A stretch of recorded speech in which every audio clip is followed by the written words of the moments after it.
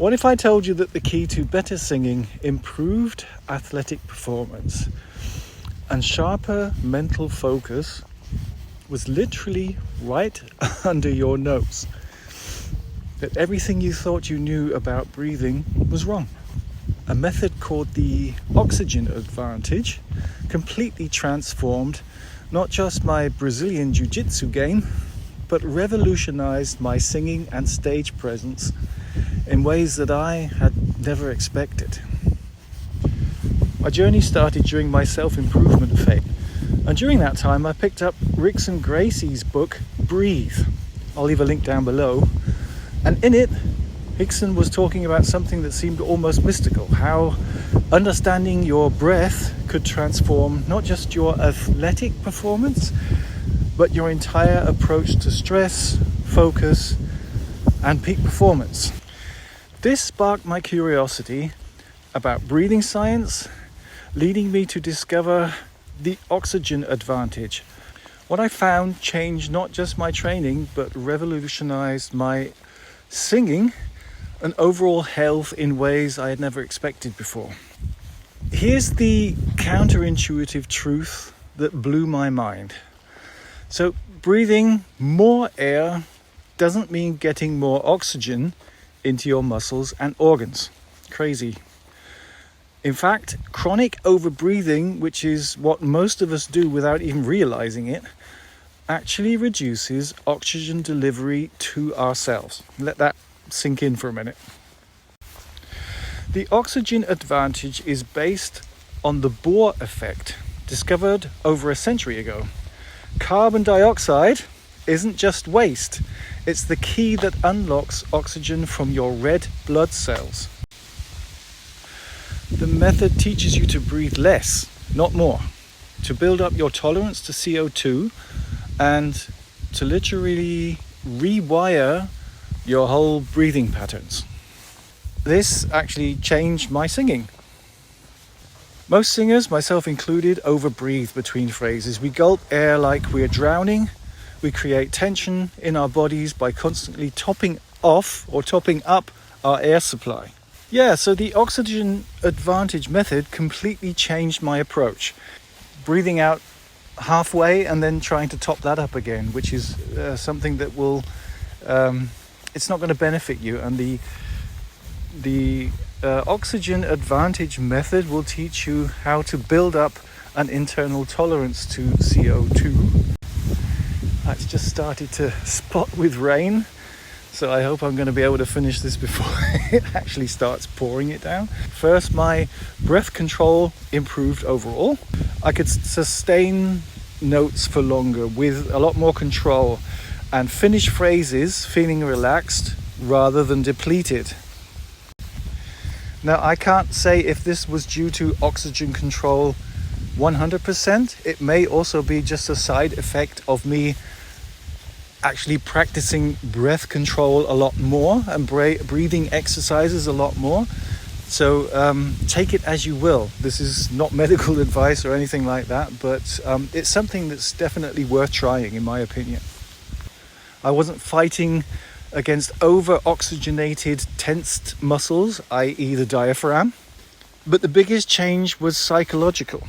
Stage anxiety largely comes from that fight or flight response when you know, not think, but know that your breathing is efficient and calm.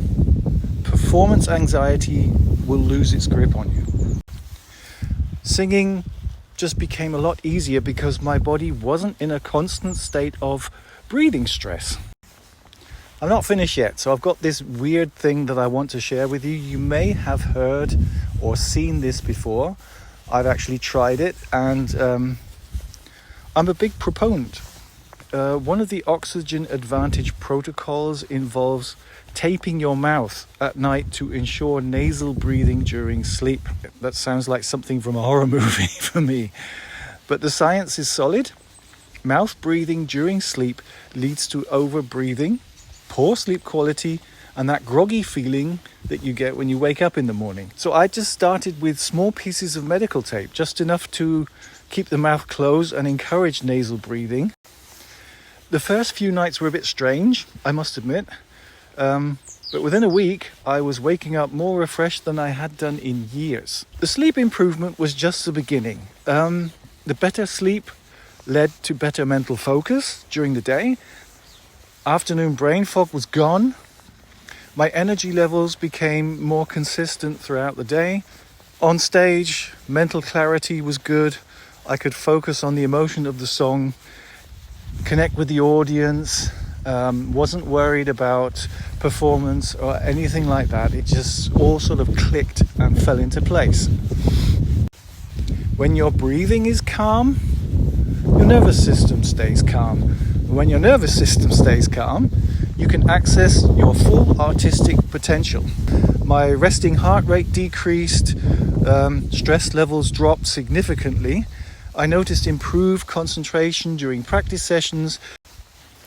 I would encourage you not just to explore the oxygen advantage, but look into breathing techniques, yoga breathing techniques, all that sort of good stuff.